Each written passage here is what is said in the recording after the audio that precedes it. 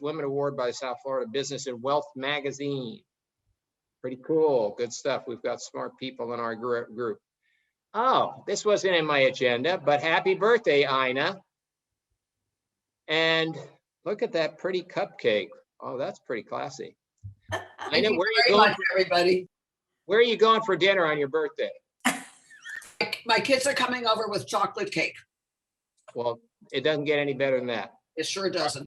All right, we took a vote of the dates for the retreat. We had few dates available from the breakers, and the new winning date is Wednesday, November 3rd and Thursday, November 4th at the breakers for our 40th annual retreat. Put it on your calendar. Do not miss this one.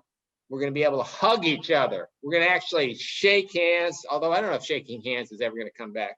We're going to be doing fist bumps, and we're going to be able to hug each other and be together. And I think that's going to be a big party. So that's going to be very exciting. I'm going to roll into the top goals. Okay, if you remember our goals, we got 5 for this year. Identify and determine external organizations, community initiatives with further raise equity, social justice, and economic opportunity for Broward County residents. Some of our measures of if we're making that is 3rd grade reading levels have improved in Broward and support of the Broward Up. We have work to do in there, but we're talking about it and trying to formulate the right plan. Place 100 residents from targeted zip codes into work experience jobs, internships, or apprenticeships. That's very good. Support the New River Bridge and Broward Crossing, as well as implementation of the commuter passenger rail along the Tri-County FEC corridor. The FDOT PD&E study is completed. The exciting things, I think you're going to get a report on about what's going on with Bright Line. So we're making progress there. Next page, please. And support continuity of leadership at Broward County Public Schools. Bob Runcie, we are blessed to have as our superintendent. He is there and he is doing a great job. But the wolves are at the gates and we got to fight them off. Enhance Broward County, Fort Lauderdale visibility and recognition in the national rankings of top U.S. technology hub areas. Richard and Christopher heading that up, and they're doing some interesting work to increase the ranking of Broward County in at least 3 top technology hub rankings as compared to 2020. We're being very targeted and very analytical about that to try to make a move of Broward County, which is not recognized in most of the publications as a top 25 technology hub, when there are places that we would think would be not nearly as advanced as ours, like Boise, Idaho, and Albany, New York. And some people could argue that there are certain things going on there that are cool, but hey, guess what? South Florida is one of the major metropolitan areas, and we need to be recognized that way, and we're going to get there. Include the Central and South Florida Project Flood Control Restudy into the Army Corps' official work plan. It didn't get through the first time, and there's a fair amount of work to be done there, but fortunately, I think we're getting more attention. So we're making progress. Okay, those are our goals. Let's move into the Florida scorecard. David, I see your message. We will get to that. Make sure that we cover that. Okay, Ms. Corrine. Here is the Florida scorecard. Number of COVID cases continues to stay red because that's going to continue to increase. That's always going to be red until there's no more, until nobody else increases. I don't think that's going to happen for quite a while, but the daily average of new cases is declining. The percentage of positive cases declining. We're going to get a full update on all that. But I feel like the Florida economy is going to be coming back. And that's the beauty of Broward workshop meetings like this. We're going to have a chance to hear from a lot of different people and on the committee reports and hear what's going on. But I think you look at that, there's a lot of green. And on a local basis, our buddy Russ Clennett shared with me that good news on the state or on the county revenue front too, that revenues should be increasing based on expectations that we've got a red hot market for home real estate. Not always the same in commercial, but home real estate. I think everybody in our Broward workshop knows that the home sales are really tight. and really challenging. So Broward County has got a lot of green as well. Really good improvements in many areas, and unemployment rate declining at 6.6%. I think a lot of us have got positions open that we can't fill. So it's a very interesting situation as we get into this next round of stimulus with incentives for not working. That could be a challenge for us. But it's going to be a lot of money coming into the marketplace. So committee reports. I don't think we need anything for corporate governance unless Matt or Gary have anything. Executive committee, we have a March 25th meeting via Zoom on the 7:30 a.m. Finance, Miss Juliet, would you be so kind as to give us a finance committee while I just walk over there and get my coffee? I think you surprised her because she wasn't expecting that this morning. And I don't know if Juliet is on the line. Okay, if she's not, I can give the finance report and I'll get my coffee later. Or unless Sean's on here, but I can say that. No, I'm on. I'm on. Oh, Oh, Juliet. Okay, I'll give it a little heads up. So it's finance, then marketing, then membership, then program. So Juliet, thumbs up. Our finances are in good shape, right? Yes, absolutely, Keith. I think we're on track to end up with a zero budget or surplus. And that is far different outlook than we had previously. So we're in really good shape. Okay, thank you very much. Marketing committee next is Gary and Kathy. Anything to report there, Gary or Kathy? Morning, Keith. Nothing to report for marketing. Thank you. Thank you. Membership, Colin and Steve, and then program on deck. Membership, we have 105 regular members. We got 13 individual members, 2 associate and 1 emeritus. We have 2 people who are going to individual status. Gino Santorio, because he is now moving down to Miami with Mount Sinai.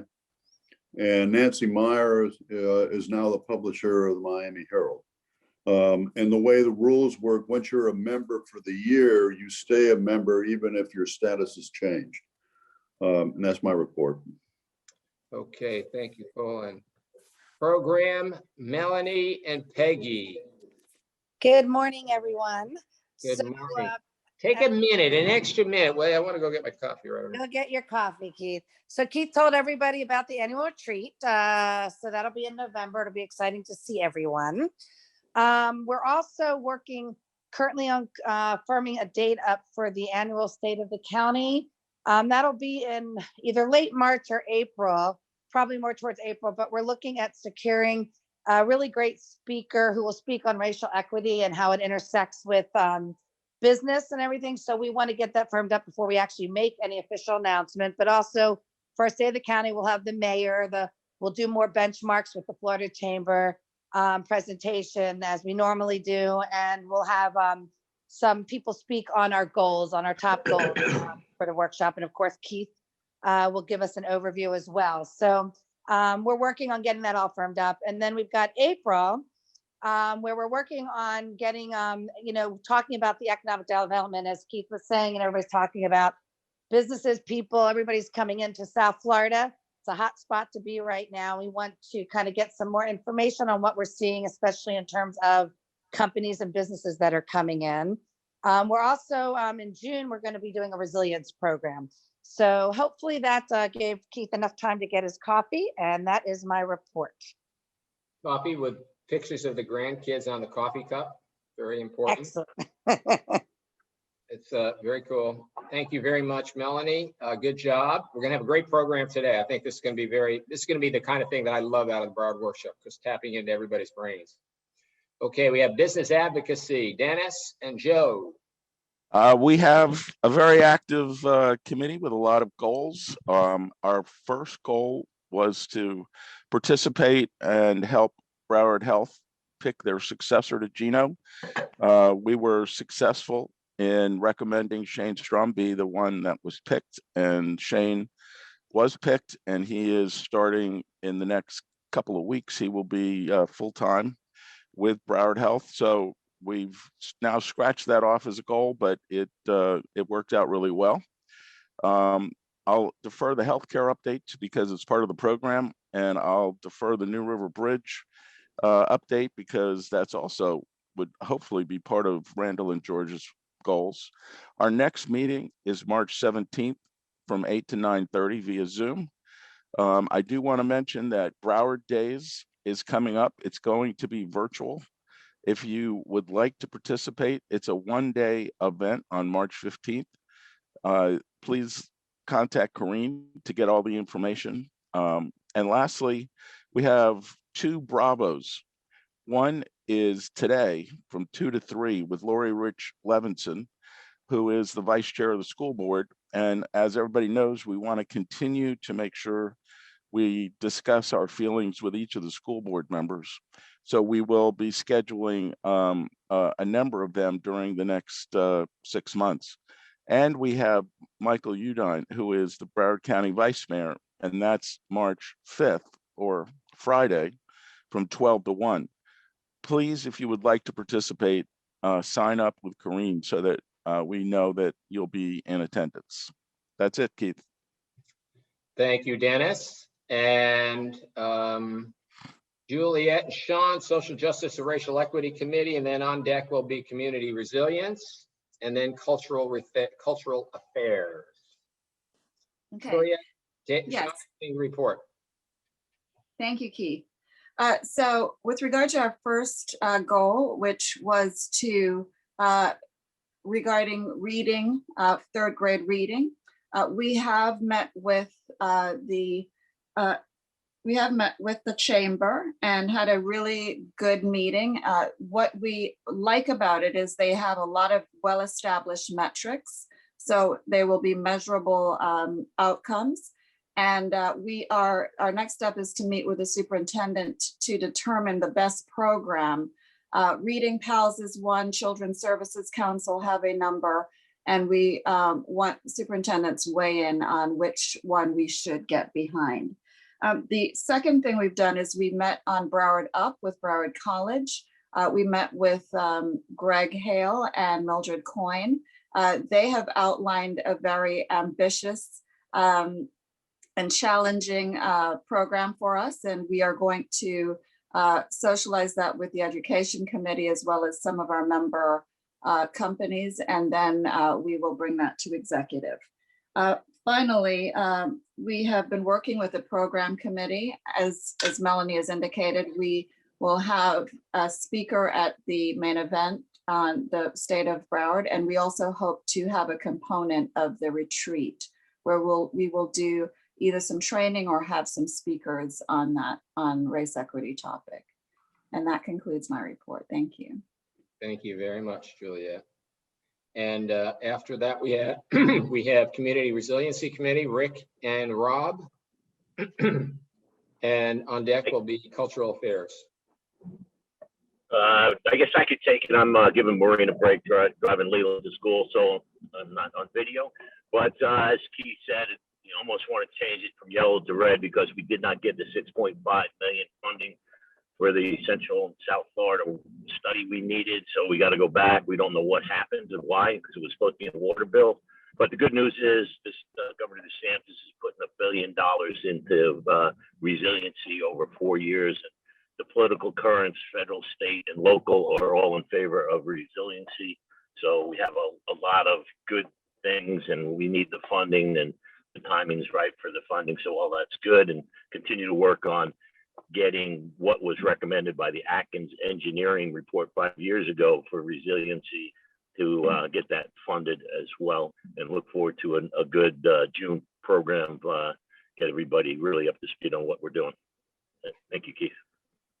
Rob, and Keith, just one other thing, this Rick, there's a lot going on in resiliency. I don't know if all of you saw it, but the Herald had an article published about Dade County's plan for resiliency. So if you haven't seen it, take a look at it. It's pretty interesting.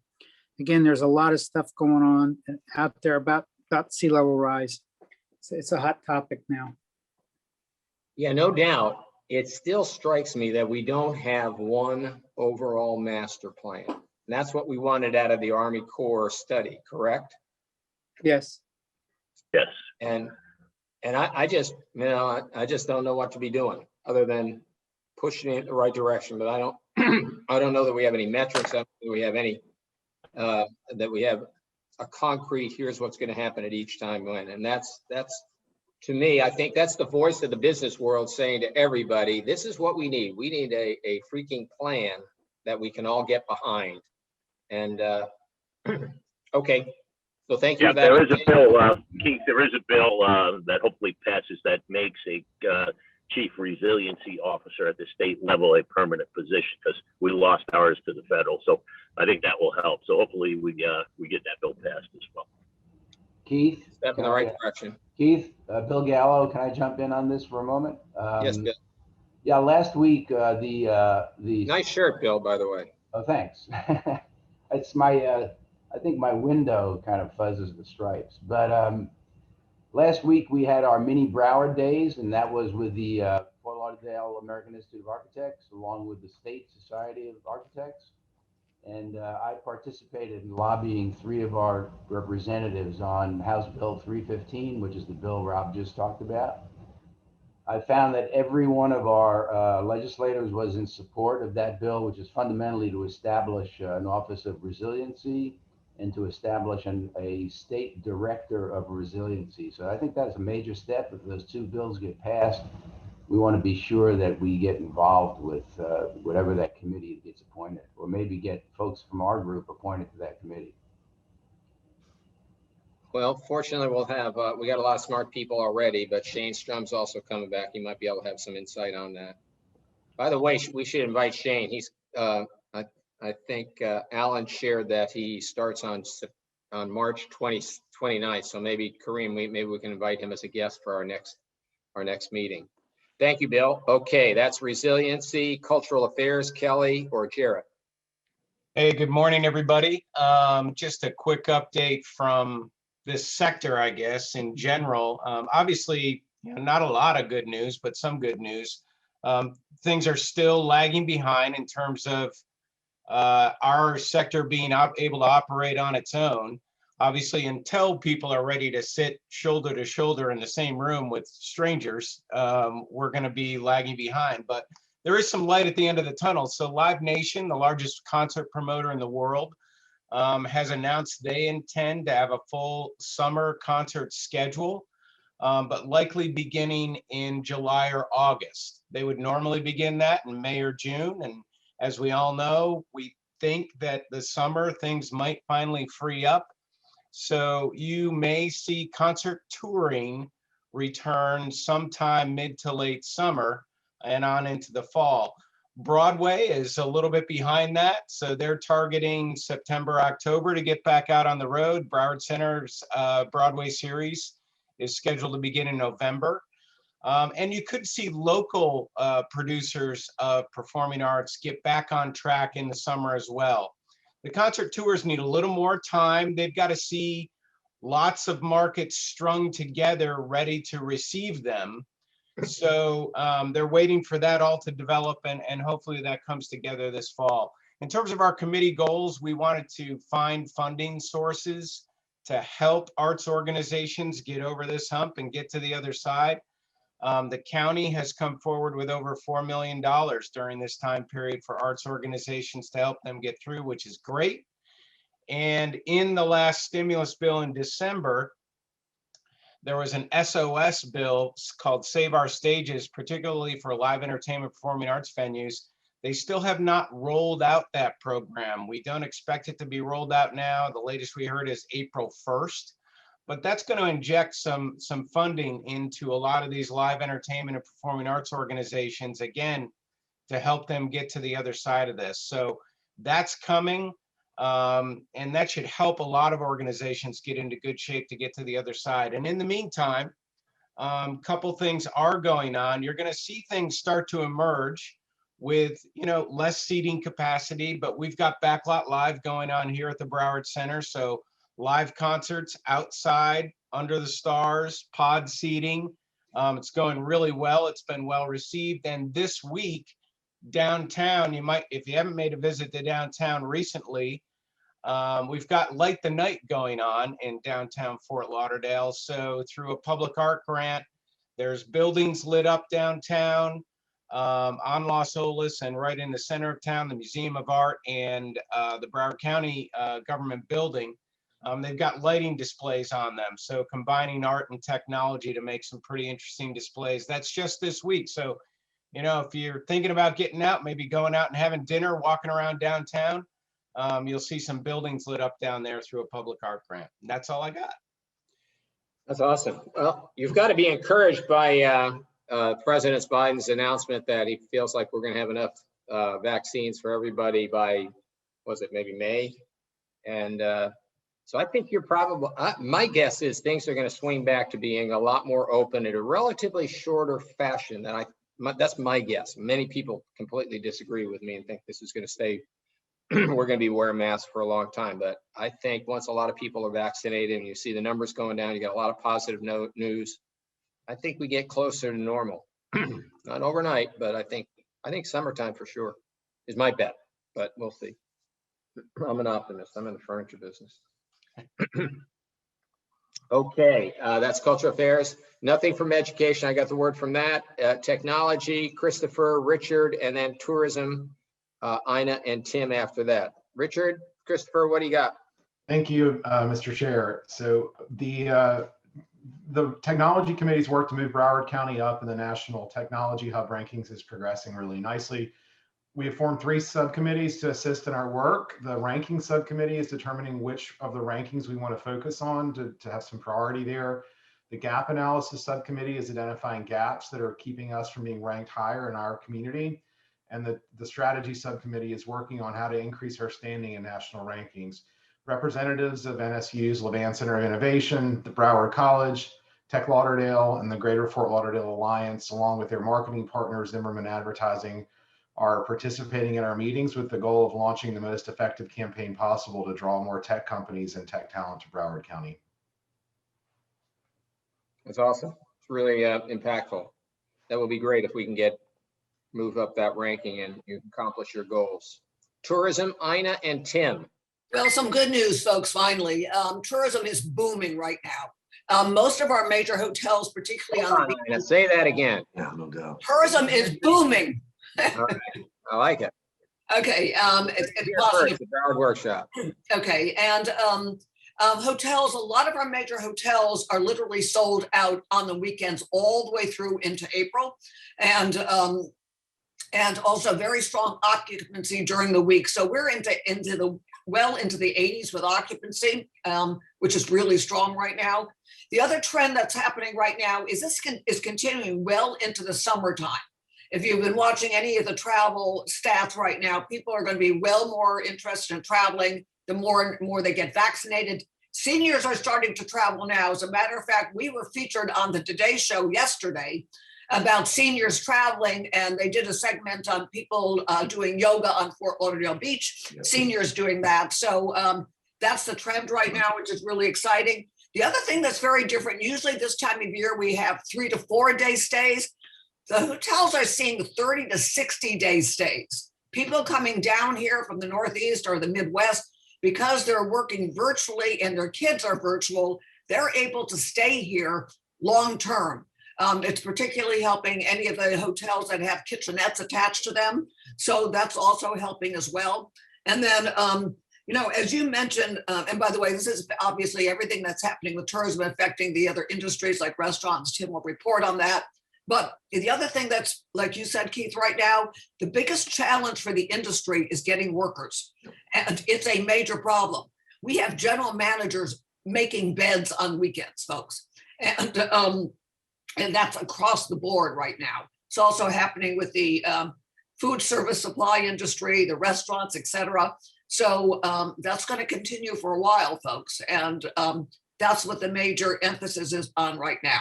But I just want to say it's just really refreshing. That's everything that's happening. There's a very major protocol in place during spring break, folks. So as you know, a lot of the colleges may or may not come down here, whether they are out on spring break. A lot of them are virtual anyway. We're going to see a lot of kids here. So you'll see barricades on Fort Lauderdale Beach. County is working very closely with the city for enforcement. I think you know from the state level, there's been a challenge with that. But we want to make sure that spring break does not become a super spreader event right now, because these folks are probably not vaccinated. So that's my report. Tim, you may want to pitch it. No, so on the restaurant side, we're seeing the very same similar trends as hotels. We're having a great season. Again, 2 weeks from now. Wow. This is give me a little color about. It went from 70 to 80% to now we're having a great season. Yeah, so about it really started like the week between Christmas and New Year's. We started to see a trend trending up. We started comping same to over against last year. And keep in mind, that is without any lunch business or offices back downtown, and also any corporate parties, events, or anything like that. Mostly our parties are limited to about 25 to 30 people when we would do buyouts last year. So we're seeing a strong trend in tourism, people coming from the Northeast who are tired of being locked down and locked in, and it's given us tremendous lift. So, and again, we were shut down in mid-March. So the good news is we're going to comp way up over last year on our comps. So yeah, we're really happy so far. I think you'll probably beat April pretty well too, right? Yeah, I think so too. April through probably June will be pretty solid. Yeah, that's awesome. I Yeah. didn't was getting that back that far. That's Yeah. really awesome. Again, that's what I love about Broward Workshop is we get a chance to tap into so many different areas of the business. And so are you seeing the same thing in terms of workforce? Yeah, workforce is horrible. We are stretched. We can't get staff. It's really, really tough. Really tough. Does it scare you that we're going to be passing out an extra $400 a week on top of state numbers for unemployment? Absolutely. So just so you understand workforce impact on us, we're on waits at the restaurants. We have to close down stations because we don't have staff. Okay, so we can't open up all of our tables because we can't service them properly, and that's with incurring overtime and everything else. It's brutal right now. So yes, I'm really scared about the impact of the checks coming in. So we went from nervous that we don't have enough work for everybody and people, and now we can't get enough people. Well, that's a better problem, and I'm delighted to hear that. And I'm excited for you guys. That's awesome. Hey Keith, this is Bob Swindell. Hey Bob. Hey, I just want to thank you. For those that didn't see it, last night on CNBC, there was Sean Hannity's NewsHour. There was a byline, Fort Lauderdale spring break, and I groaned when I heard that. And it was actually them interviewing baby boomers from the original Where the Boys Are coming to Fort Lauderdale. And they were interviewing older tourists about how they were being careful, how they enjoyed being out in Fort Lauderdale. Some of them had already gotten their first vaccine, but they hadn't gotten their second shot yet, but they were enjoying eating outside. They were being thoughtful and careful about where they were going, but felt very safe. Great story about Fort Lauderdale on CNBC last night. Cool. I still remember cruising A1A in my mother's red 1961 Ford Galaxy convertible, talking to girls as we cruised down the street. It was embarrassing. None of them would talk to me. None of them talked to me. No. Okay. All right. Tourism, transportation. George and Randall. Andy, you're on the screen. You have something you want to throw in there? No, I'm just going to say I was cruising the same boulevard and my hair was longer than Kareem's. I had hair. Yeah, me too. It's changed. Yes. All right. Transportation, Randall and George. We're going to save our presentation for the program. Okay, I guess so. It's all about transportation. Urban Core, Doug and Bill. 2 minutes, real quick. 2 areas we're working on, parks in the downtown. As you know, the Tunnel Top Park probably be in construction next year, and we're trying to coordinate that construction with the just completed Los Olas redevelopment. In particular, the park, the shop section. If those can be done at the same time, it'll save a lot of disruption on Los Olas. Obviously, the one-stop shop, we thank you for your support. I see the commissioners on here today. We will continue to support that with a bunch of other neighborhoods. And the Lauderdale Trail, we're going to get more involved in that because it's going to tie all our parks together. And the other thing we're working on again is affordable housing. Walter Duke is working with a bunch of other players in that behind the scenes, and we're trying to get a dedicated source of funding to solve that problem. That's it. Yeah, good luck with affordable next- housing. Right now, everybody, I got a bunch of young people that work in our company and they're all looking for homes. And one gal told me she was one of 20 bidders on the home that she ended up getting. Well, the good news, I think, is that everyone realizes we need to find a source of funds, and I think we will. That's the only way we're going to solve it. Our next meeting is March 19th, 8 to 9:30. Thank you, Doug, and thank you also, Bill. Okay, we're going to get into our first part of our program, which is appropriately our healthcare update. We're going to start with Aurelio, and then Bernie, and then Alan. Aurelio, give us an update. What's cooking? Well, thank you, folks. And if I can, I don't have any foresight, but it looks like the retreat on November 3rd and 4th will be one in person. The trend lines are sloping downward, and it's a very positive trend that everyone is experiencing. And again, I will share with you the increased number of vaccinated residents in Broward County. As of yesterday, Dr. Thatcher of the Department of Health gave me the latest stats. We're seeing about new cases, 35 per day. The infection rate is running at 6.3. That is way below the numbers that we had seen in the past. ICU capacity is at 84%, which means that the hospitals can take on the patients that are out there. But with a decline in the number of positive patients coming to the emergency room, it looks like we'll have capacity. And one of the things I want to share, since we talked about workforce, and it applies to every hospital and every healthcare division in Broward, Dade, and Palm Beach, is that there's a huge deficit in the number of caregivers, whether it be nurses or respiratory therapists or pharmacists. This market has been approached by companies that we call them travelers, and the salaries that are being offered are so lucrative that nurses and respiratory therapists in contract for 90 days to go abroad and make $150+ an hour.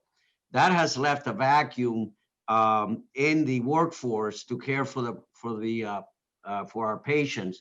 And in the healthcare industry, we always deal with ratios. In other words, you have to have so many nurses per patient or so many clinicians and so forth. So when you diminish that workforce, it creates a significant stress level for everyone to work under. So that's the challenge that we have as a healthcare industry, but there's a very noticeable decline in the positive cases. The census as of yesterday was 590. I hate to say this, but Memorial has 45% of all the positive cases in Broward County. We're averaging the positive, very positive news. We're averaging one mortality rate a day, which is way below what we were experiencing. Why is that? Besides less people, Aurelio, why mortality down? Is it the way you're treating them? Is it the degree of infection? No, I think it's a younger population, and maybe Bernie can address this question when it's his turn. But in my opinion, we have more tools in the toolbox. We have, besides remdesivir, we have transfusions, convalescent transfusions. We have more respiratory therapy treatments. But I will defer to Bernie to answer that question. But this is coming out of the Department of Health. I do believe that we're seeing more vaccinations. We've done 259,000 vaccines in Broward County. 59% are over 65 years of age. 57% are females, are women. So that's very encouraging to see that not only we're seeing a growth in an increase in the number of vaccinations, but more women are participating and we find that here in the hospital as well, by the way. We find that more women are willing to get vaccinated than men. They're smarter than we are, by the way, Aurelio. They're way smarter. We all know. As far as what is going on with the vaccination sites, If you remember, originally the hospitals were the primary source of pods, we call them pods, to vaccine. And since then, there has been a shift to the Department of Health. As you all know, the governor has contracted with all the publics have access to the vaccine. 10 Walmart stores have access. Broward College has access. The soccer stadium, the municipalities. There's 6 Department of Health sites. The municipalities are also participating. Oakland Park, Lauderhill, Coral Springs, Wilton Manors, Davie, Pompano Beach, Plantation, Miramar, and Pembroke have access to the vaccine. So it's a combination of things. More people are being vaccinated that were more prone for the vaccine. The governor has lowered the threshold to 50 years of age. And I think Alan Goldsmith will share with you the actions that Broward Health is taking on to expand that catchment area. But overall, the positive signs here is that the trends are going downward.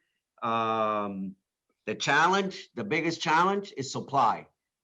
We just do not have enough doses to administer coming out of the federal government. It was very encouraging to hear the approval of J&J because I believe that's a game changer that Alan will report. And then the new executive order that the governor has signed with an effective date of March 9th that Bernie is going to share with the group as to some of the challenges that we have as far as identifying those individuals who meet the criteria, not only from the executive order, but also from a medical perspective. And that concludes my segment of the report. It's encouraging. We're being challenged by the workforce. We're seeing a trend line that is extremely positive to eventually get to, like Tim was saying, and Ina, to say that the tourist industry is expanding. Hopefully we'll have a normalcy in our way of life. So with that, I'd like to turn it over to Dr. Bernie Fernandez to go over accessibility. Thank you, Aurelio. For those who want to find a good dining spot, Boatyard Outdoors is absolutely perfect from social distancing. So they get my thumbs up. Steve Hudson and Tim appreciate that plug. Yeah, and the food's great. And I can also tell you the same thing that Aurelio said. We're having the similar challenges with staffing. And guess what? When the government's also looking for people to vaccinate, to be vaccinators, guess where they're coming from? They're coming from hospitals. So that is a challenge. Again, retention, making sure respiratory therapists, pharmacists, etc., are all employed, and we keep losing them. So let me just take you back a little bit. We've also noticed that the number of admissions not only has declined for COVID, the mortality has also declined, similar to what Aurelio said. A lot of it has to do with that better armamentarium. We've got medications, the Bamlanivimab you've heard about, other Trump antibodies, monoclonal antibodies to prevent people from getting admitted as well who are at high risk for hospitalization. So we've got a lot more tools that we can provide patients care with. Dexamethasone is the other one. So we've learned a lot. In the last year, we've gotten a heck of a lot smarter. So for all those reasons, the mortality continues to go down. The second thing that we've noticed about this is actually very effective. We've noticed that the number of admissions that are coming from long-term care facilities, and I suspect, Aurelio, if you look at the data, you will find the same thing as Alan will. The admissions that are coming from long-term care facilities used to be pretty high.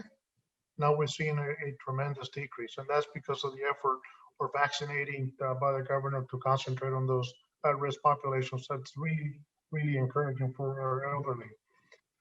From the perspective of who to vaccinate, that's been a challenge to all of us in healthcare. And primarily the difficulty has been following the changing winds. Literally within a week, the indications for us to be able to vaccinate populations continues to change. So that comes in a way of executive order. And then we have to make sure we're compliant from a healthcare services perfected, and we can be, looked into by the federal government, the local and state government, to make sure that we're compliant. So it's a real issue for us in a way that we cannot roll out the vaccine as quickly as possible. The latest is that we can actually, we're glad to see that, teachers K through 12 are married to a pediatrician. She's delighted that this is going to go forward. So if you're a teacher K through 12 or any employees in school systems over the 50, you should be able to now to get a vaccine. If you work for a police or EMS first responders over 50, likewise. And all these things are well intended, but the communication, you have to be over 50 or less than 65 like it was last week, really creates a barrier in communication and miscommunication. Let me just add one more thing before I turn it over to Alan. From a vaccine perspective, one of the things that I'm seeing is people comparing if this was 95% effective, that one is 60% or 70%. Nothing worse than we can do than to feed into that. I looked at the data for all the vaccines, and in all the clinical trials that they've done for all 3 vaccines, anybody who's been vaccinated after a certain period of time, usually about 28 to 30 days, most of the people, actually, no, let me rephrase that. All the people that were vaccinated, no one has died of COVID-19. And I think that's a very important statement for all of us to continue to promote in our communities when we're talking about which vaccine we should get. The message should be whichever one becomes available, you should get that one. I'll turn it over to Alan. If you have any other questions on the Johnson & Johnson vaccine, et cetera, I can answer that too. Alan? Thank you, Doctor. I'm going to be talking about the J&J vaccine. I'm going to go over really 3 things: what it's going to do for the community, the effectiveness, and then I'm going to give you a compare and contrast of the 3 vaccines that we have out and what's the difference for all of them. What Aurelia was saying earlier, these vaccination pods, and what I've learned about the vaccination pods, and I'm sure they all have learned, is that the key to having a successful pod is to keep supplies coming to the health systems and targeted access, which then will allow for the operation to be more efficient, and then which will ultimately be able for us to vaccinate more people. J&J, in my opinion, is probably going to be more used in the ambulatory settings, doctor's offices, CVS, Walmart, and really the reason is it's a single dose shot, and the refrigeration, it can be in a normal refrigeration. So it's a lot easier to administer than the Moderna and the Pfizer that had to be in these ultra cold storage areas. It's very promising. J&J said that they're going to be producing 100 million doses by this summer. And this week, they're actually looking to push 4 million doses out this week. As of yesterday, I heard on NPR that Merck, the drug company, the rival drug company, is going to be working with J&J to be able to produce those vaccines and help with the production. So that's really what J&J is going to be really doing, is going to be allowing access points anywhere you need to be able to get it. So I think that's a big step in the direction of us being able to get to that herd immunity, that 70% that they talk about. Next, when I get asked all day long, what vaccine should I take? And what I always say to them is, what is your goal for getting vaccinated? And they say, well, I don't want to die. Well, then my answer to them is, then you should take anyone that you can get your hands on, because when you look at the data, all the vaccines are highly effective against going into the hospital and dying. So the numbers that are being told that there's 95% or 67% are for moderate symptoms, which is, like fevers and the moderate symptoms of COVID, but they're all highly effective to prevent you from a hospital stay or death from COVID. And if you look at vaccines in general, our vaccine programs that we have, these 3 vaccines are right up there with how efficient and effective they are against any other virus that we have. So they're fantastic viruses, and they're really going to make a difference. And you can already see the numbers. And we have I don't have any data or science behind it, but if you look at our nurses, that, what Aurelia was saying earlier is that we have nurses leaving, but we also have nurses that are getting COVID symptoms within the hospital and have to go out on FMLA or follow the CDC guidelines. And what we've seen over the last month is we've seen a 45% decrease in our actual nurses going out for COVID. So we know the vaccine is working, and we know that it's preventing moderate or severe symptoms. So we're very happy about that. When you want to compare and contrast them, they're all, the storage is a big deal, right? So Pfizer's ultra cold, and that's why I think when the J&J vaccine comes out, those are going to go to the ambulatory settings, and the hospitals that are able to receive the Pfizer are going to continue to receive the Pfizer and the Moderna. The Moderna's doesn't have to be ultra frozen, but it has to be frozen. So you still need to have some equipment to be able to store the Moderna. And then once again, the Johnson & Johnson can be in a regular refrigerator. The Pfizer and the Moderna are 2 doses. Pfizer is 3 weeks apart, and Moderna is 4 weeks apart. So it's logistically, when you have these vaccination pods, we want to see them, give them the vaccine and go away, and be on their merry way. But with the Pfizer and Moderna, that we have to have them come back, we have to schedule another appointment. There's some logistic issues, and obviously the Johnson & Johnson is 1 shot, 28 days later, and you get the and you get the immunity from it. The ages. So there's been a lot about ages. So the Pfizer is 16 and up, the Moderna is 18 and up, and the Johnson & Johnson is 18 and up. I was reading some article that they're starting testing and clinical trials on children. I still think we're a bit away from children getting the vaccine, but as of right now, it's 16 and up. And then obviously you have to follow whatever the executive orders of the state and the federal government of who you can vaccinate. When it comes to adverse effects, the Pfizer and the Moderna are most people are getting fatigue, headache, muscle pains, chills, joints, and fevers. The Johnson & Johnson, based off the trials, are headaches and fatigue. So there is some side effects, but it's much better than going into the hospital, is what I always tell people. And it's a 1 or 2 day thing, and then you feel better. How the vaccine works: one is messenger RNA, and then the other ones is an adenovirus. And what the messenger RNA is it trains your body cells how to replicate the proteins, which triggers your body's ability to build the army for immune response. And Johnson & Johnson, a virus is used to introduce the spike protein needed to trigger immune system training, but the virus is not infectious form. So it's just a different way to get antibodies is really the simple way to say it. The Johnson & Johnson one, in my opinion, is a game changer. I've heard you guys talk about concerts and doing executive retreats. And I think, based off the numbers, and if we continue to vaccinate everybody by the end of May, I think we're going to be in really good shape. The one thing I worry about, and this is just my personal opinion, I think the over 65, the medically compromised, were layups for people wanting the vaccine.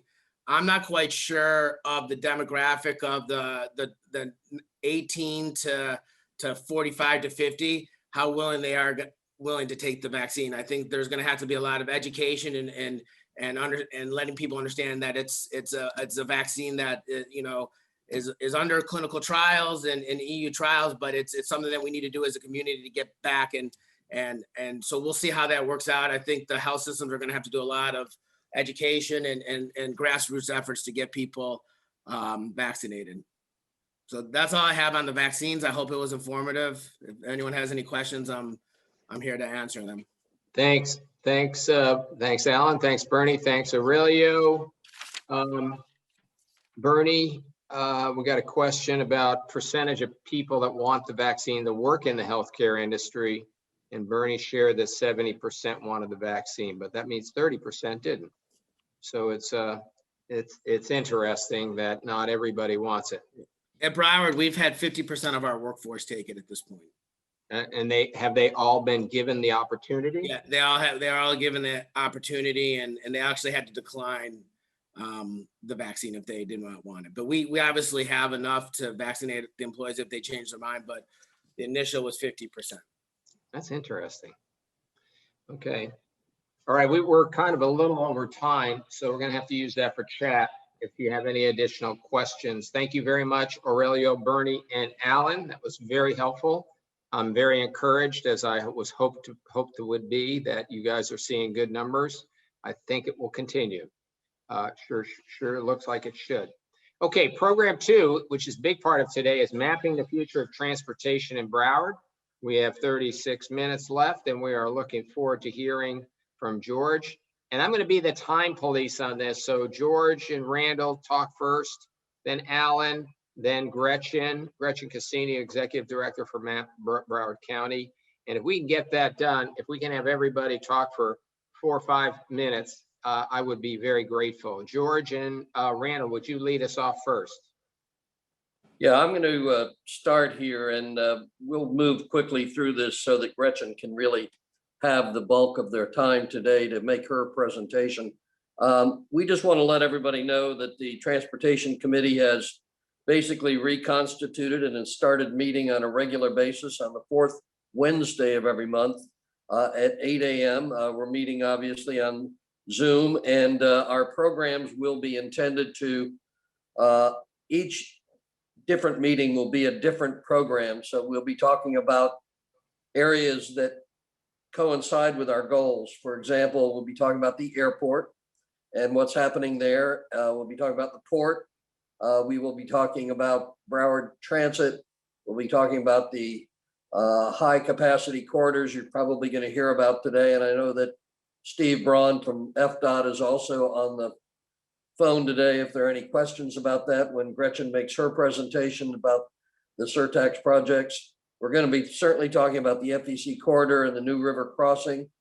We will probably encourage Congresswoman Frederica Wilson, who is the only South person from Dade or Broward who is on the Transportation and Infrastructure Committee. We've also got, and obviously we're very concerned about an infrastructure bill that will be coming down later on this year to address some of our needs.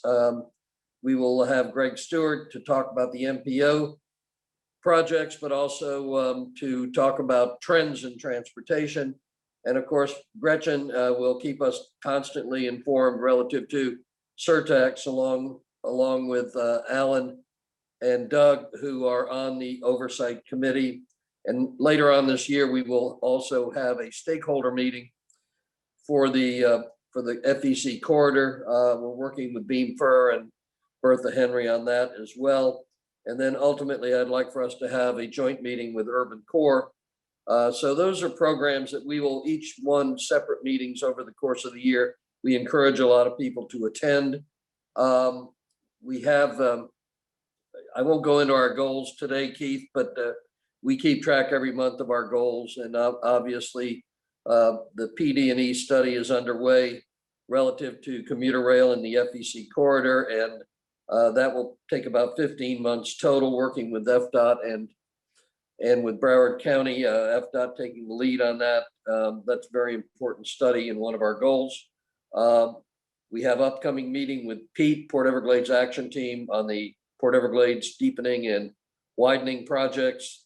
And Mark Gale reported yesterday, and we'll have a follow-up discussion about that, is that how the master plan at the airport is going to be reshuffled a little bit, but is going to continue to move forward in phase 1, which is a $3.9 billion program.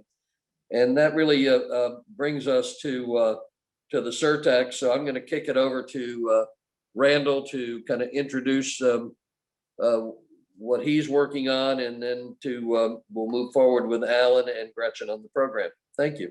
Yeah, Randall, just for Randall and then Alan, we're going to be tight on Gretchen's time if we're not real careful with our time here. So please be as brief as you can. I'm going to kick it over to Alan so that Gretchen has more time.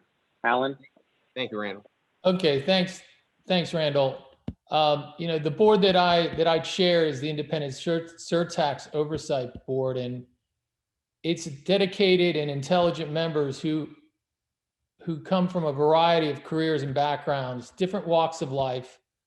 And we review the projects for public transparency and to make sure that they meet the qualifications of the ordinance. We also set performance measures. And in the last 2 years, we've reviewed hundreds of projects. They've been both county and municipal, And we review details such as project description, location, site photos, scope of work, budget amount, actual costs. And I want to emphasize that we are not a rubber stamp. I've heard people say that before in the editorials. We spend hours reviewing projects, and we have deferred and we have rejected projects for lack of qualification.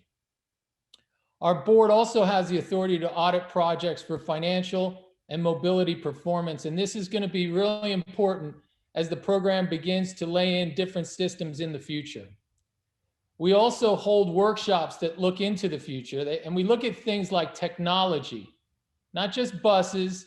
We include things like smart intersections, rapid transit along development corridors to move all users efficiently, and that includes automobiles.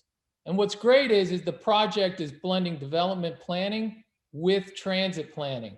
And I think that that's something that might have an indirect and a very positive effect on housing affordability, which is one of our key goals. So, you know, we talk about this migration that's happening right now and that the growth we're expecting in South Florida. You've got all these people coming from the Northeast, from California. I mean, the timing of this project couldn't be any better. This is going to elevate our county's attractiveness to the corporations that are looking for locations. I mean, if you think about it, Brightline Station is literally the bullseye for 6 million people. So this is a super exciting program, and I think it's going to make generational impact on our community. And whether you voted for it or not, at this point, I think that it's got nothing but positive potential. The program is facilitated by a dedicated executive director and talented staff. They keep us informed, and they provide us all the necessary tools that we need to make informative and responsible decisions. And so with that, I'll introduce someone who I'm really proud to work with, our MAP Executive Director, Gretchen Cassini. Thanks, Alan. Thank you, Gretchen. Floor is yours. Thank you so much. Thank you, Chair. I have both of my chairs on and my vice chair of my oversight board that are part of this organization. So I appreciate the opportunity to speak with you this morning, and I'm going to ask that we go ahead and move through the slideshow. So the appointing authority, as you see there, it's made up of 7 members. It was identified in the authorizing legislation. They actually are meeting tomorrow to fill a vacancy in the environmental sciences category on the oversight board. Next slide, please. As you can see here, this is the authorizing legislation, the ordinance, the various categorical appointments that the appointing authority makes are these 9 categories, and then the director of the Broward College Office of Supplier Relations and Diversity is actually identified in the ordinance. Next slide, please. And as you can see, this is the current makeup. There's 9 members, but we have 8 right now with 1 vacancy. And some of those folks might look familiar to you. At the bottom of that slide, there is a QR code. I'd love for you to go ahead and scan that, download our inaugural report, because I'm going to really go quickly through the next slides. I know that we are pressed on time. So from a performance standpoint, you can get all the same information that I'm going to go through here in our inaugural report. These are the major goals of the 30-year Mobility Advancement Program. Up at the top, you'll see those 5 areas: traffic system management, connectivity, improved transit, multimodal options, and what I'm really going to focus on here today, economic development and benefits. So on the left side of that slide are the major investment areas. We have a lot of, as Chair Hooper mentioned, we have a lot of roadway resiliency, roadway drainage, intersection improvements, school safety zones, lots of fiber optic, which I'll talk a little bit about later, paratransit full funding, community shuttles in our municipalities full funding with some approved expanded service. And we're really going to focus on that east-west connectivity, that final bullet there. Next slide, please. This is a financial overview since the inception of the program. It began on January 1st of 2019, and the amounts that are shown there are through September 30th on the left. You see that there's a large amount of reserves there because this is a pay-as-you-go program. We are not bonding. We are making sure that we have adequate capital when we decide to start doing some of our larger transitways projects. On the right of the slide are the impacts financially that we are feeling from the pandemic in 2021. We had anticipated a little over $350 million in surtax revenues, and we are expecting a little under 300 right now. Next slide, please. I'm going to go very quickly through this because you can read all of these accomplishments in our inaugural report, but if you could go to the next slide, please. This is a little bit about what we do here in MAP Admin. That's my agency. There are 7 of us. We are dedicated to supporting the appointing authority and the oversight board, creating transparency and communicating about the program to the public. Next slide, please. In Public Works, we've actually been able to expedite some of the projects that were planned for later years in the Public Works area because we understand that there are a lot of economic benefits to these construction projects. So they are currently executing 52 projects in these 12 categories on the right-hand side. In 2021, we had another 6 projects that came forward that are already in the ground, and we'll be talking a little bit more about what's to come in the upcoming slides. Next slide, please. Broward County Transit, obviously there's been an enormous impact, not only on their level of service because of the pandemic, but also on their planned capital investments. But I wanted to highlight some of the really wonderful things that they have been able to do, and that is leverage federal grants for an updated Copens Road maintenance facility that allows for the electrification of our fleet. A lot of what is happening at that facility is infrastructure that will allow us to move to a fully electrified transit fleet. They've done a lot with amenities on their buses. I'm sure you all have seen the new fleet that's coming out both for our fixed route and paratransit. And on our March 9th County Commission agenda, you will see that final bullet, the transit system-wide study is complete. The negotiations with the successful vendor have completed, and the scope of that study over the next 5 years will be discussed at our March 9th Commission meeting. Next slide, please. Huge investment in our municipalities as well. So cycle 1, which was the very first cycle for municipal projects, was just awarded. There was a little over $136 million in these 3 main categories. Capital projects, which is in the blue, the community shuttle program, which has existed but is now fully funded by the surtax, is in the gray. And then you'll see the capital projects that are in the orange.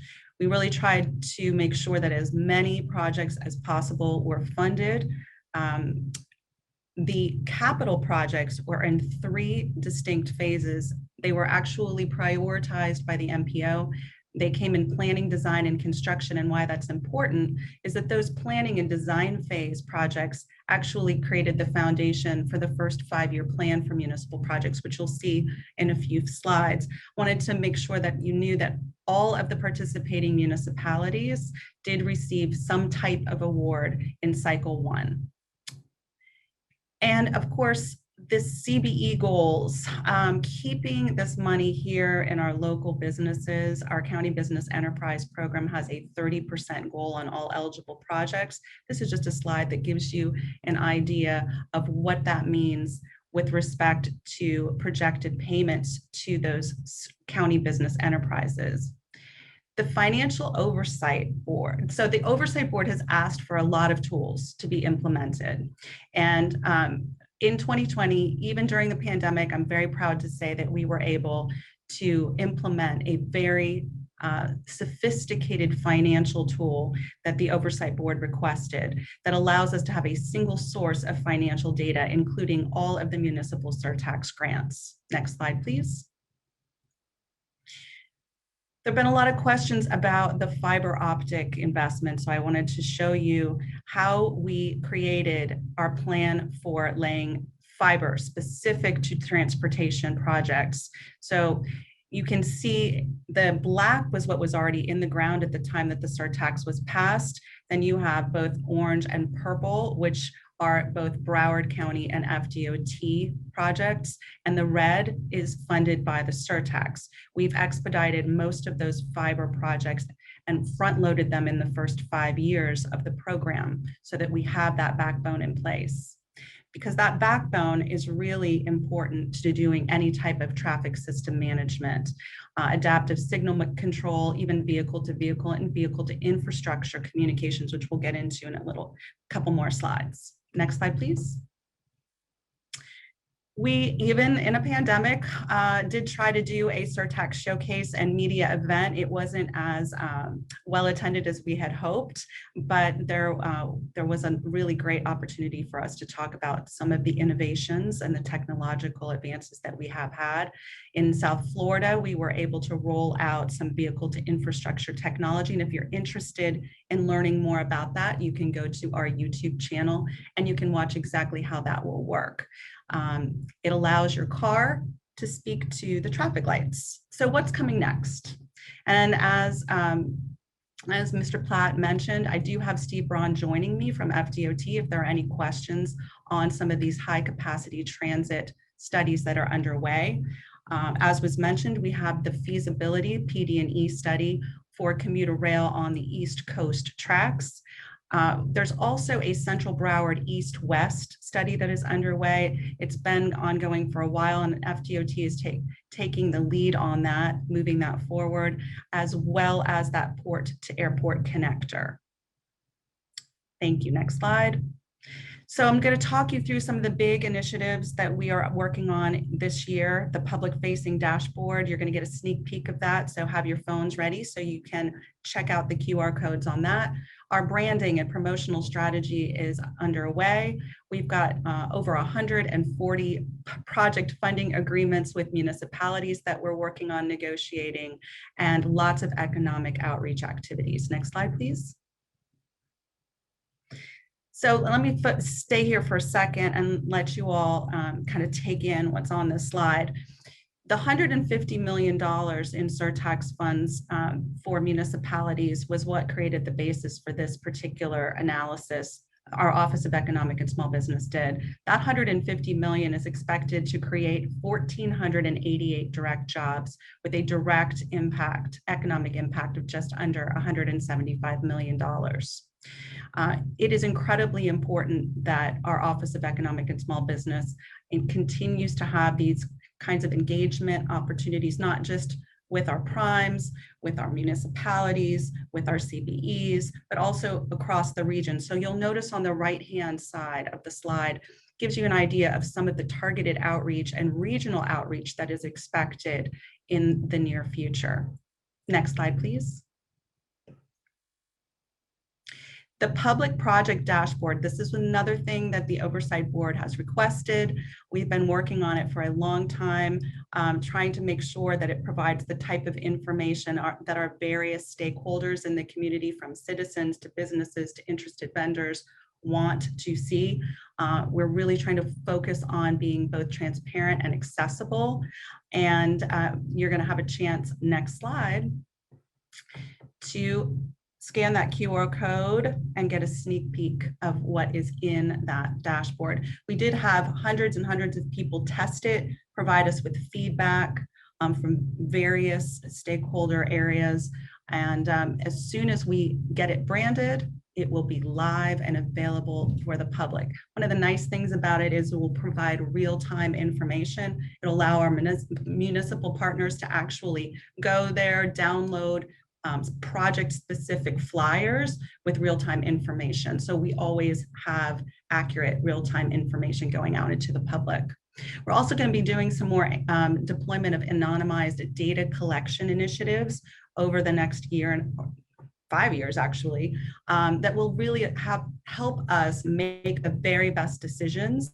When we go to the oversight board and make recommendations, we want them to have data-driven information. And we also believe that having this type of data will allow us to define and select the appropriate type of mobility solution.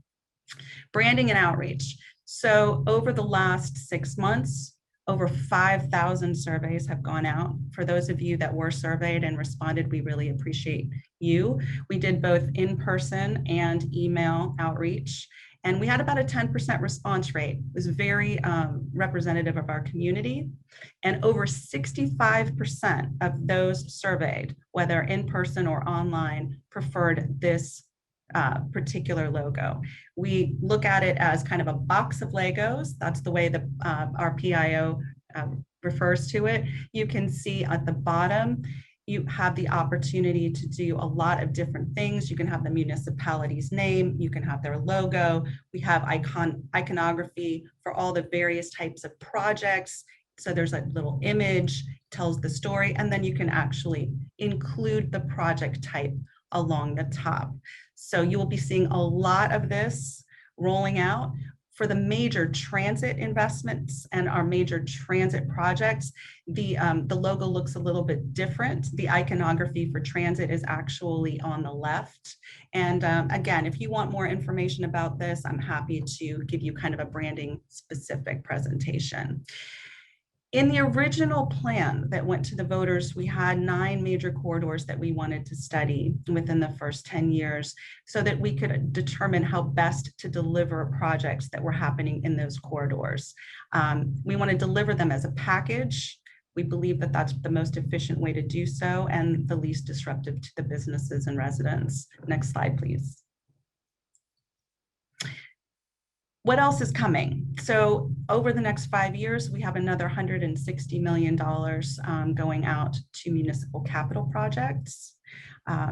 These are going on across the county in all 29 participating cities. I know it says 28 here.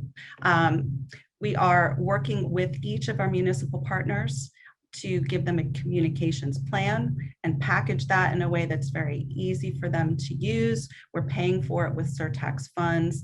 We're giving them training and technical assistance, and that'll be rolling out a little bit later this spring. Next slide, please. We know that having world-class mobility solutions, as Chair Hooper mentioned, attracts businesses. It creates the livability, affordability necessary to keep people here, to bring people here. It's going to enhance our area's appeal as a tourist destination. It helps to address a lot of the environmental pressures that we feel here, particularly acutely in South Florida. We want to address the pedestrian and bicycle safety and help to facilitate that Vision Zero. And it also offers some resiliency against future disruptors. So with that, I just want to say thank you for the opportunity. I know I went very quickly. Again, please feel free to visit our website or go to our inaugural report for more information. Gretchen, that was awesome. Randall, you're going to take it over from here? Yes, Gretchen, thank you so much. Really great presentation. I know that I speak for the rest of the appointing authority, Jack Seiler's on here as well. And Alan, we very much appreciate working with you, and all the work you do is really incredible. And for the rest of the Broward Workshop, you should feel, very confident that we've got an incredible leader at the head of the MAP program. So Gretchen, thanks for all you do. Also, anytime you see Alan Hooper or Doug Coolman, you should be buying them drinks or lunch. The amount of time that they are required to volunteer to make sure that this oversight board is working in the interest of our community is really, really tremendous. So Alan, I know I thank you regularly, but thank you for all you're doing, and same thing for you, Doug. I put in the chat some information about the tunnel. For those who can't read it, the tunnel conversation will continue. The mayor of Fort Lauderdale just came back from a trip, and the viability of the tunnel is still up for discussion. And so if the numbers change on that, I think you'll see more about that becoming a possibility during this plan, but it does not slow down the PD&E study that is ongoing right now. So more to come, and we'll keep all of you abreast to any information as it comes up.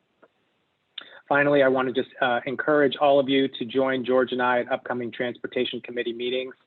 We have a very interesting and robust agenda coming up for a lot of very exciting projects, none the least of which is all of the great things that are happening with this surtax. I know many of you were involved in the 06 campaign and getting it to a point where we could finally pass it. And I think that the surtax, as it relates to the good of the community, is going to be one of the things we can look back on in 5, 10, 15 years, having really changed the dynamic of Broward County and South Florida as a whole. So thanks for all who are part of it and continue to be a part of it. And Mr. Chairman, I will send it back over to you. Thank you, Randall. How about, we do have time for a few questions. We've got a few minutes. Anybody want to raise their hand if there's any questions for Gretchen or Alan or Randall or Doug or anybody? It's George again. Let me ask Gretchen and maybe Steve Braun to talk a little bit about one of the early exciting projects, and that's the evaluation of the 7 high capacity corridors and what will come from those studies and how quickly in terms of either bus rapid transit or light rail rapid transit. So Mr. Platt, I'll take that because that is, as I mentioned, on the March 9th Commission agenda. And it's related to the Broward County Transit Systems Plan. How fast it will occur, I think, will depend on which of the scopes tasks that we're talking about. So the initial plan is going to evaluate State Road 7, US 1, University Drive, Dixie Highway, Oakland Park, and Hollywood Pines Boulevard, as well as Sample Road. And then after that evaluation is done, there'll be some recommendations to determine which of those corridors are most appropriate for bus rapid transit. And the actual next steps would be to acquire engineering design team to complete an analysis for that BRT, the suitable transit capital and operational investments. And they can actually take a specific corridor through the NEPA process. So that's part of the engagement. And then the third task is actually doing the county-wide rail implementation. And so based on a determination of which corridors are most appropriate for that, the successful vendor can take one of those corridors to 30% design. So again, I don't want to spend a lot of time because I know you're very short on time. If you want to get more information about exactly how that will occur, please tune in to the March 9th County Commission meeting or take a look at that particular agenda item. Okay, thank you, Gretchen. Hey, Any Keith, others? Yeah, go ahead. let me just share 2 things, if I may. One is there's that was part of the presentation, but something that I think many people will be interested in is that east-west connection. And so it's very early right now, but the goal, I think, overarching would be for there to be commuter rail down the FEC line and then some level of connectivity with an east-west rail as well. The second thing is, and we'll share it as soon as it's launched. Gretchen had it on the QR code, and we'll also share this presentation with everybody so they can have it. But one of the things that is going to be incredible is the GIS overlay, where you have all of this technology where anyone can click on this map and drill down to the street level and see all of the projects that are happening in various stages, and with links to budget, where they are in relation to how they were planned, where they're part of the approval, the level of technology and sophistication that we are having for this surtax, I think is really something we should all be proud of. And again, we'll share that once it launches. Chair, I have a comment. Keith, this is Ray. Go ahead, Ray. Okay. Number one, Raquel and I are blessed to live off Los Olas Boulevard. We started our migration from Plantation in the 60s. Can you anyone comment on why in the 9 east-west corridors, Broward Boulevard and Davie Boulevard, pro or con, why they weren't considered or why they're not in the mix? Absolutely. So Broward Boulevard is actually part of the Central Broward East-West study that FDOT is leading. So we didn't want to duplicate any efforts that we knew were underway either by FDOT or the MPO. So when I show you the corridors on that map, those are surtax specific corridors that are being studied for delivery of projects, not necessarily corridors that are being studied for high capacity transit. So two very different things. Delivering the projects in a kind of unified manner is the map that I showed you. What Steve Braun and the transit FDOT District 4 and what the transit system-wide study that Broward County Transit is leading are looking at all of those corridors. Broward, Davie, Griffin, Oakland Park, Sunrise. So I don't know if Steve, you wanted to jump in and just give some highlights of what's being looked at along Broward. Thanks, Gretchen. Good morning, everyone. As Gretchen, hey, good morning. The Broward Boulevard study is actually underway, so we're going to be starting doing some outreach, over the next couple of months on that project. So that project really, I think, is at a point where we're down to a project-specific level. We have a consultant on board, public information team that's part of that, working closely with the county.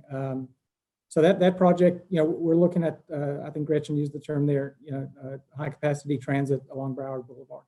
And those limits really in the study are currently from State Road 7 down Broward Boulevard to downtown. Thank you, Steve. And Steve, I just noticed last night driving home on I-95, southbound, I think between like Oakland and Broward, we opened up 6 lanes southbound. So a lot of the construction on 95 seems to be making. Can you comment on any of that? It seems like progress is being made on I-95. Yeah, definitely. As you mentioned, we're continuing to work on those express lane, managed lanes projects up and down I-95. And over the course of the spring and early summer, we expect to open those lanes. Yeah, but cool. You're right. Yeah, so that's progressing, and that'll obviously connect the express lane network from Miami-Dade County all the way up through Broward. That's awesome. It's awesome. Any other questions? Keith, I just want to add that and ask Gretchen to comment on the federal infrastructure funding bill that will be coming down later on this year, and hopefully will have bipartisan support. But it certainly weaves its way through a number of our committee goals, whether you're talking about the airport, the port, the FEC corridor, and many of these projects that Steve Braun and Gretchen are talking about this morning. So, and I know yesterday at a county commission retreat, Bertha Henry pointed out that they are trying to advance some of these projects so they will be, if not shovel ready, they will be appropriately ready to receive that kind of funding. Gretchen, can you comment on that? Sure, but I'm going to keep my comments very specific to the surtax, because I think what you're talking about are much broader enterprise projects that are happening probably with the port and the airport. I was there and I did hear that conversation, but I want to speak to what we're trying to do here at the surtax to make sure that both county projects and municipal projects that are funded with the surtax leverage federal and state dollars. That's one of the things that the community said they were very passionate about. They wanted to make sure that this local dedicated source of revenue was actually bringing down funds and helping us not be a donor county any longer. So we are trying to get our municipal partners, many of their projects in cycle 1 were design projects. And those design projects can be funded 100% with surtax dollars. They can get started right now and hopefully get those projects into a shovel ready, construction ready status so that they're more competitive when this infrastructure bill comes down. We're doing the same things for some of our major priority projects that are county projects. And we're tracking all that, and we're going to be reporting that out to the public and through the oversight board. Thanks, Gretchen. Last question from Doug. Doug, you have your hand up. Yeah, yes. Can you hear me? I think I'm muted. You're on. Am I open? Can you hear me? Yes. I just want to make a comment taking off what Alan said about how fortunate we are to have such a bright staff on this surtax working on this. And I think one of the added benefits that this whole surtax issue is going to do, it's going to build a bridge between the county and the cities, which I think is going to make Broward even stronger. You know, for a long time, it's been the cities and the county. Well, this tool or this surtax effort is really going to make a change in that. I think it's going to be a very positive change. I think it's because the staff of the surtax is really a bright group, and I think we're going to pull it all together, and it's going to be such a great thing for Broward County. Thank you. Well, this has been a great program. We want to finish up. One of our members, William, had a serious issue with a friend of ours. William, do you want to bring that up? Yes, can you hear me? Yeah. Yes. Okay, so this is Bill Rotella. I got a message this morning from Walter Duke, who was going to be on this call talking about affordable housing. And apparently his niece was in a tragic accident up in Gainesville. She is clinging to life. She's at Shan. She's lost an arm, may lose her legs. And he's asked for prayers from the group. So we certainly, I'm sure any of you that know him, he'd love to receive a text or message from you. But he's up there and his family is pretty stressed at the moment. So. Thank you, Bill. Thank you, Bill. Well, prayers for their family and his niece, and you know those prayers work. You know those prayers work. Chris had I do for sure. And now he's doing great, and I'm so proud of him and so proud of you. Thanks for bringing that to us. And we're a community, we're a family, and that's what we're about.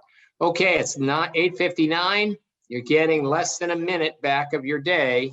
We got it all done in time. Thanks to Corrine, thanks to Jose, and thanks to all the people reporting, especially thanks to Gretchen and Steve for coming and joining us and giving us their insight. Everybody have a great day. Signing off from Broward Workshop.